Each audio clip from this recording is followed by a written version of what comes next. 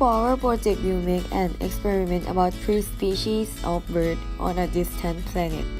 And for each species are similar, except for their variation are about their beaks. There are fork-mouthed bird, chopstick-mouthed bird, and toothpick-mouthed bird. And we are going to find out which of the species can survive the best in each environment. We think that the spoon-mouthed bird will be able to capture more jellies than the other birds because it has curved surface make it be able to scoop up many jellies at the same time. We also think that the spoon-mouthed bird will also be able to capture more M&Ms than other type of birds because of its curved surface mouth make it have advantage to eat more food. For our material we have timer, a plastic cup, chopsticks,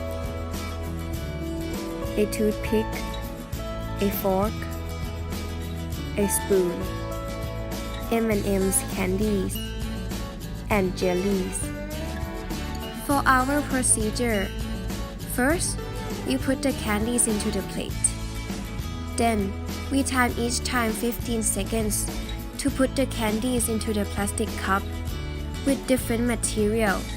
First, we use the chopsticks, then the spoon, the fork, and the toothpick, which represent each type of birds.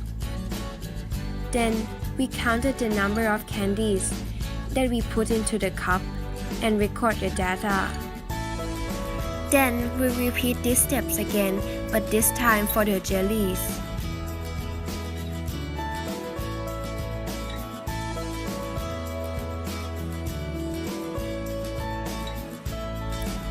After we finished all the experiment, we collected the data. For jelly, the fork got 10, chopstick got 10, toothpick got 4, and the spoon got 13. For M&Ms, the fork didn't get any of them and also the toothpick. The chopstick got 5 and the spoon got 52, which is almost all the M&M we had. For the conclusion, the rank of fittest of bird species in the jelly habitat. First, the fittest birds are spoon-mouthed bird, next chopstick-mouthed bird, fork-mouthed bird, and toothpick-mouthed bird.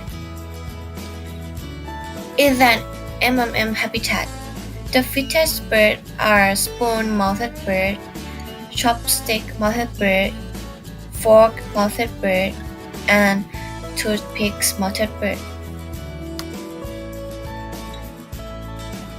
What will happen to the animals that cannot compete as well with other animals in the wild for food? So, they will die soon because they don't have enough food. But in the next generation, we'll be able to adapt the characteristic for surviving in that environment. List a real-life example of competition where one species has a definite advantage over another species in the wild. In wildlife, for example, like coastal turtle and the land turtle, they both have to adapt it to the environment. So, the land turtle has a longer neck to reach up high to eat cactus, while the coastal turtle doesn't have. So they both have to adapt themselves to help them survive. Sometimes, animals that are newly introduced into an environment that they have never lived before outcompete and endanger the natural resident animals. Why do you think this happens? They will take over the resources and harm the resident species, and they don't have any predators to prey on them. The newly introduced into an environment species will be successful. If only one species is considered to be the fittest, then why do we continue to have so many other species surviving in an area? it is not true that one species is considered to be the fittest. A bird with a long beak may be good at digging for worms or pecking at trees for insects, while a bird with a flat beak is capable of picking up seeds off the flat ground. So each species of bird has their own characteristics which make them capable of eating their diet. How do you think disease, natural disaster, or destruction of habitats by humans can impact the process of natural selection? In our opinion, diseases can destroy species that don't adapt to the changed environment because they won't have proper genes to be able to survive. Natural disasters and destruction might destroy their habitats and they won't have food to be able to survive. So species that are able to adapt their genes and have proper characteristics will be able to survive in that changed environment. The stronger one will live, but the weaker one might die and might not have chance to reproduce. So this is how natural selection works in real life.